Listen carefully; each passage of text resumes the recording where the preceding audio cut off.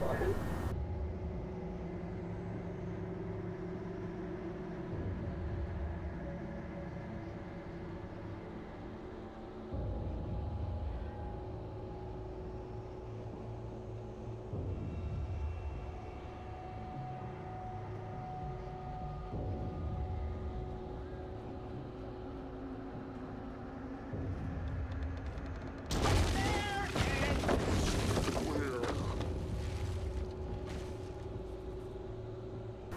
Oh.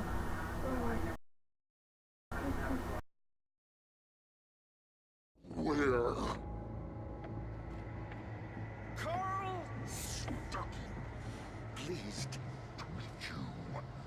Premium cabin. Where?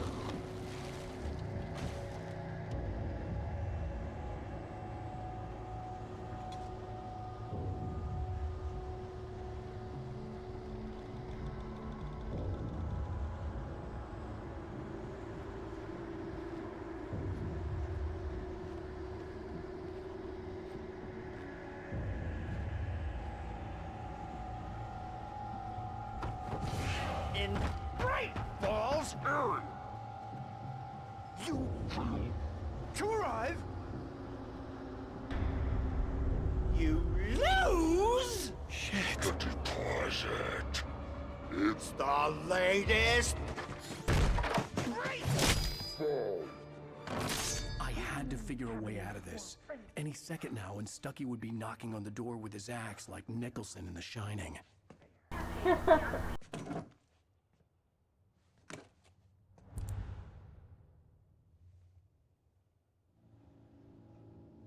During your stay, I recommend trying Nordic walking.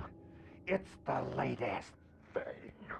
Incontestably proven health benefits. Let you kill two birds with one stone. You can see the sights and keep those cholesterol levels down at the same time.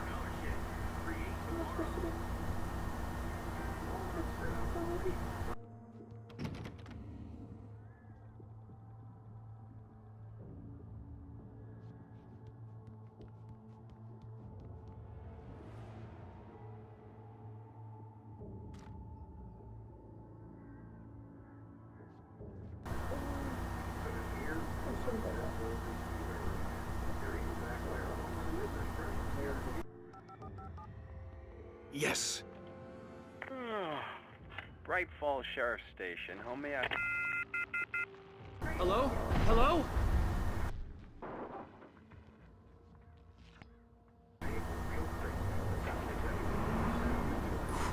This is bad.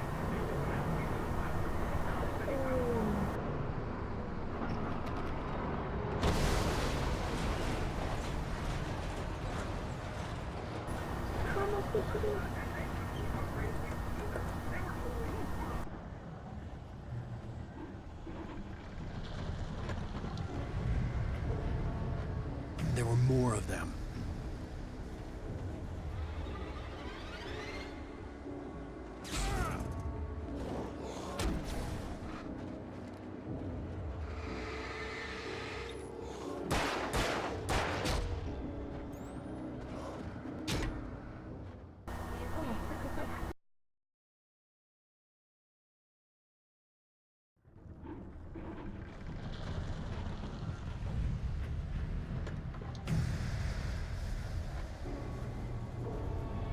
There were more of them.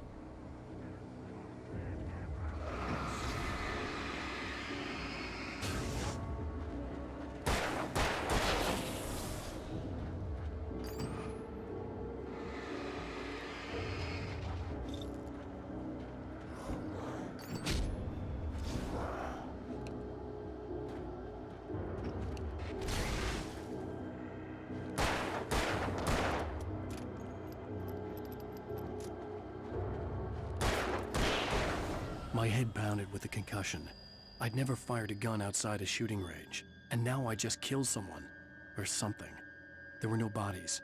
They just disappeared. If I was dreaming, it felt real enough to make me sick.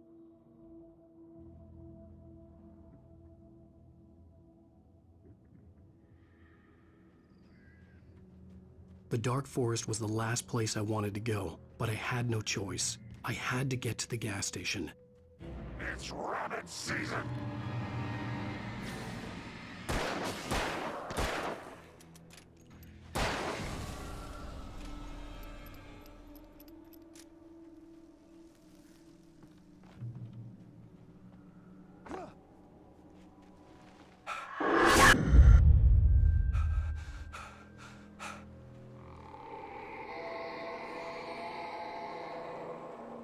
What the hell was that?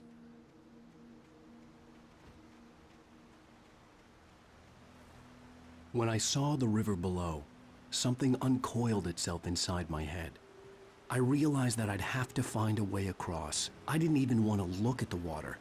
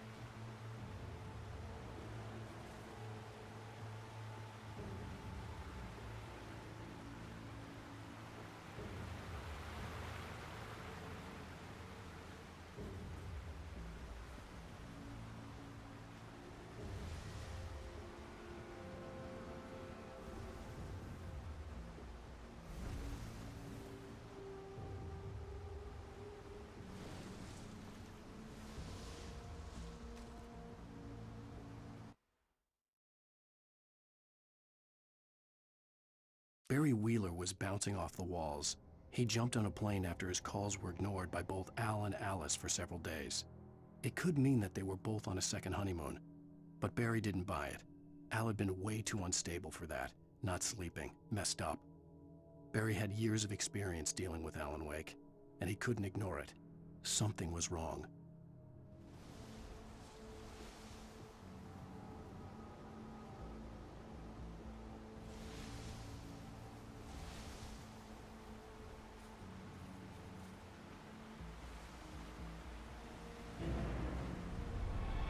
Sparkling river of space. That's where I go when I want something special to eat. Stucky was still out there, in the dark, stalking me.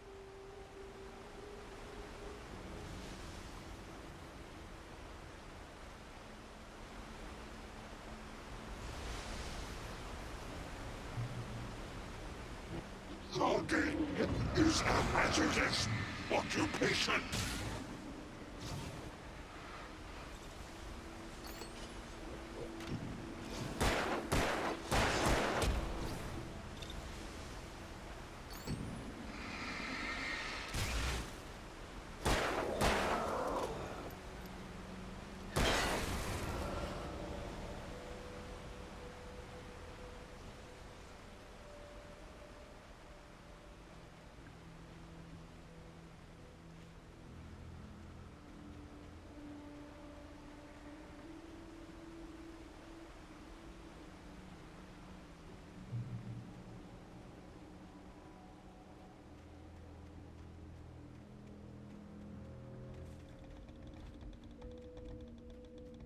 The staircase was broken. I had to make my way up some other way.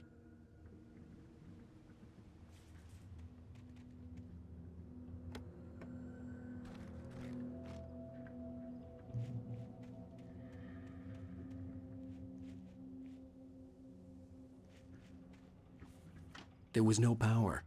There was bound to be a generator somewhere at the logging site.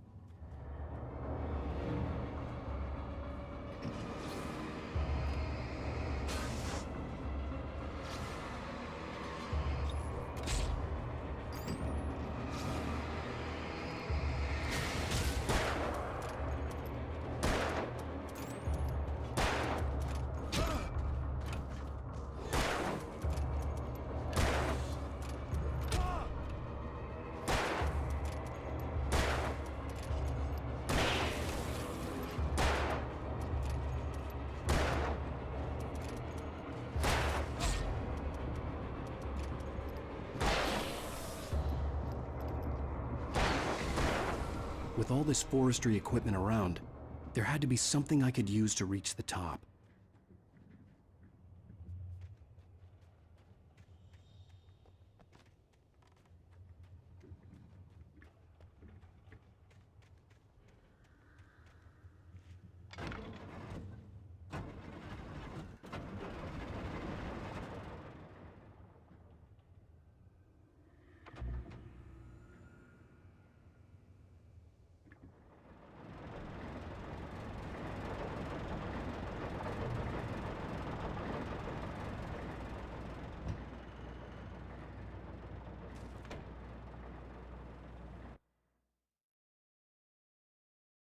I heard them before I saw them, swooping down from the sky and screeching as they came. I spun around just as the cloud was upon me. For an instant, I stared into 100 dead eyes, black pearls glittering in the darkness. I raised the flashlight and the swarm exploded like fireworks. Feathers burned, turned into ash. I couldn't hear my scream above theirs.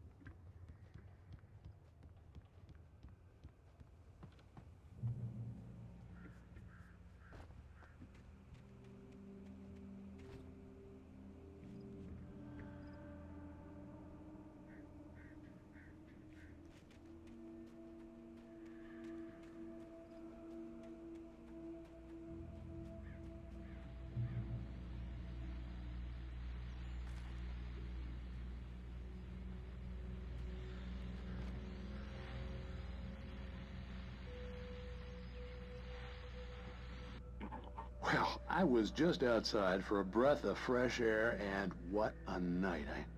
I know most of you are probably in your beds by now, but if you're still up and around, take a moment. Step outside for a spell and breathe in deep. The weather is absolutely still. The sky is crystal clear. It's like the forest is quietly breathing along with you. As you listeners know, I'm a night owl, and it's on nights like this I wish I wasn't cooped up in the studio. Makes an old man like me wish I could just roam wild. But here I am, and it would keep you company all night long if I weren't. It looks like I'm not the only one staying up late. Caller, you're on the air. Hey, Pat, it's Maurice Horton. Hello, Maurice. What are you up to? Well, I was just taking Toby on his walkies. Oh, isn't it beautiful out there? Sure, but Pat, the reason I called is that Toby heard something rustling in the undergrowth and took off after it, and I couldn't find him. Probably a rabbit. Sure. Toby loves rabbits. Well, sure. Anyway, I figured that, if anyone runs into Toby, they could grab him. My number's on his collar. And Toby's a friendly dog? Oh, Toby loves people. Usually he comes back, but we were pretty far from home, and it sounds like he went pretty wild there. Great dog, but he's just too dumb for his own good. Well, Maurice, it's out there now. Hope Toby comes home soon. Yeah, thanks, Pat. You have a good night now.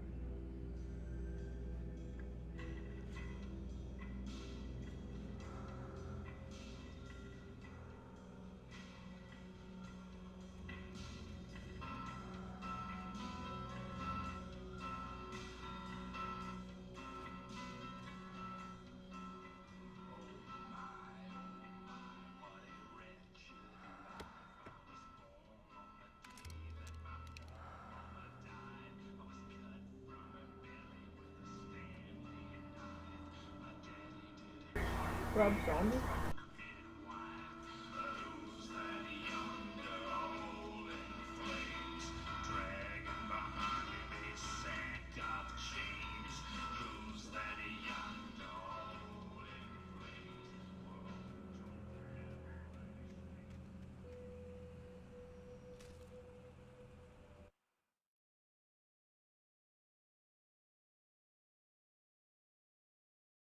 At first, I kept finding the pages as if by accident. The book I couldn't remember was either a terrible and true prophecy or an act of creation that had rewritten the world. I began to hunt the pages feverishly, for they held the answer to the mystery. With it, I could save myself. With it, I could save Alice.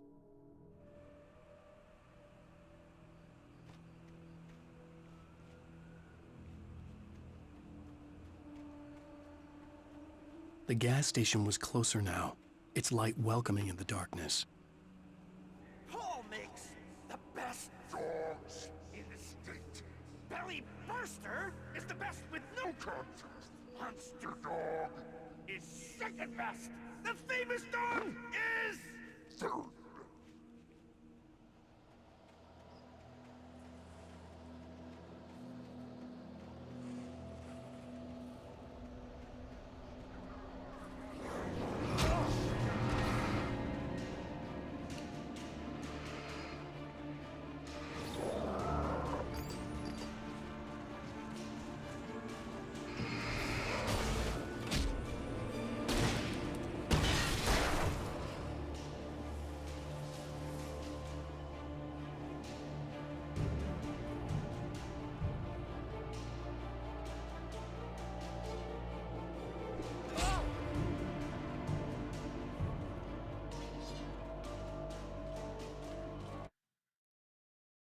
I stepped into the gas station's garage. It was dark and quiet. The place was a mess. It looked like someone trashed the place or that there'd been some kind of fight.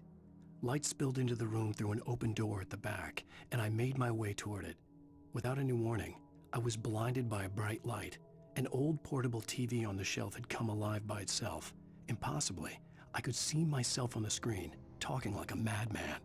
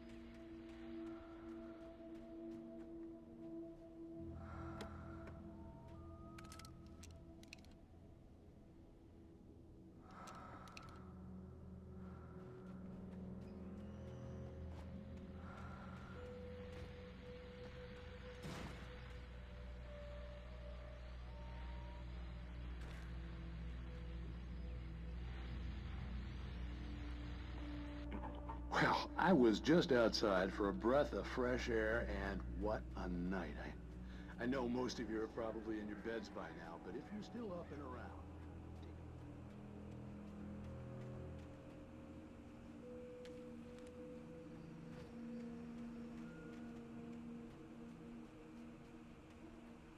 The gas station was closer now, its light welcoming in the darkness. Paul makes the best Dogs in the state. belly burster is the best with no Contest. monster dog is second best. The famous dog is Third.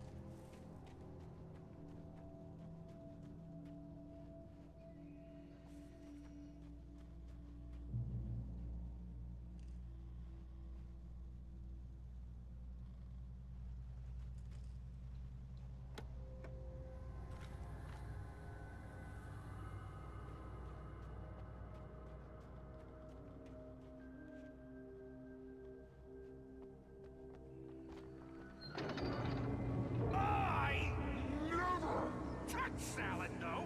A man like me needs a hefty meal. That's for today.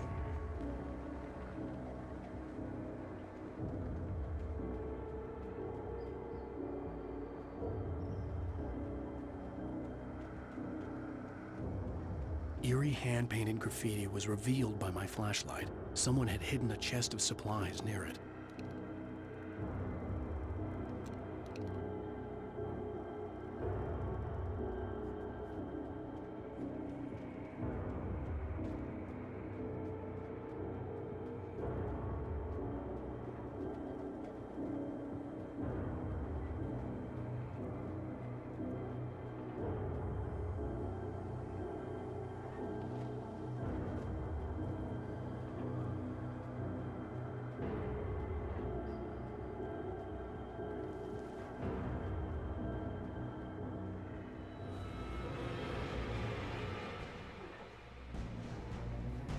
We enjoy the magnificent.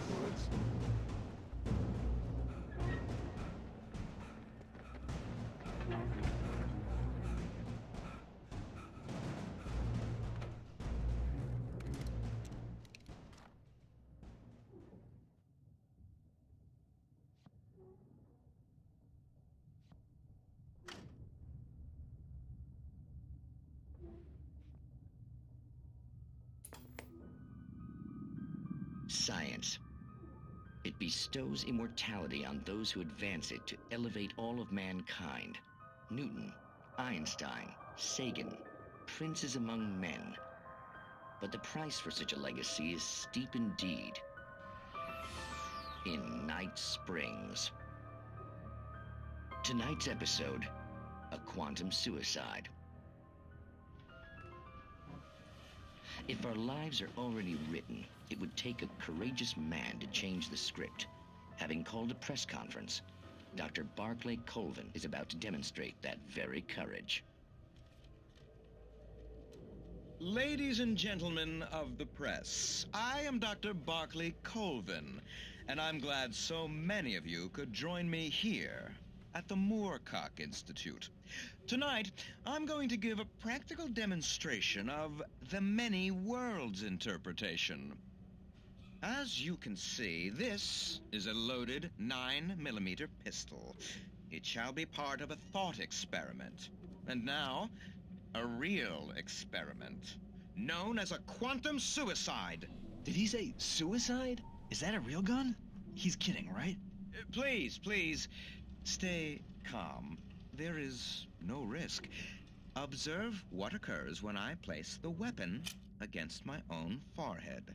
Now, you might think this round is merely a dud. Not so. Observe the flower pot.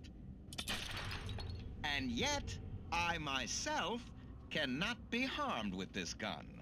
With each pull of the trigger, 2 new realities branch off. One in which the weapon didn't fire, and one where it did. With my machine here, I have ensured that this reality is always the former. I have bestowed upon myself quantum immortality. Under no circumstances can this gun kill me. So wait. What you're saying is that every time you pull the trigger, in another reality, you die? Yes, of course, but that's completely trivial. There's an infinite number of things that could happen at any moment, and they always do happen somewhere. The point is, this one thing did not happen here. You're insane, Colvin. Insane? Insane? Hey, was this thing supposed to be plugged in? I stumbled on it. You fools! Gaze upon quantum immortality.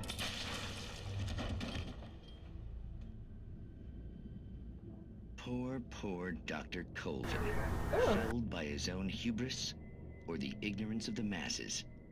Perhaps he should have left the crate unopened, the decaying atom unobserved. Curiosity often kills the cat in Night Springs.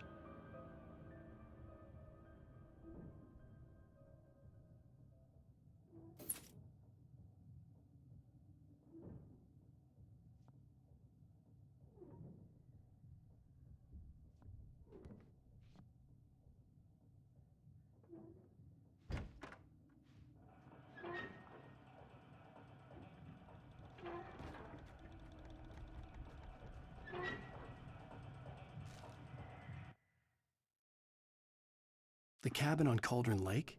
She asked. The sheriff looked at me suspiciously. The early morning light flooded through the office windows. I would probably never have gotten out of the woods alive without her help, but I couldn't tell her the truth of what I'd faced the previous night. She'd think I was lying or crazy. She'd lock me up, and she wouldn't help me find Alice.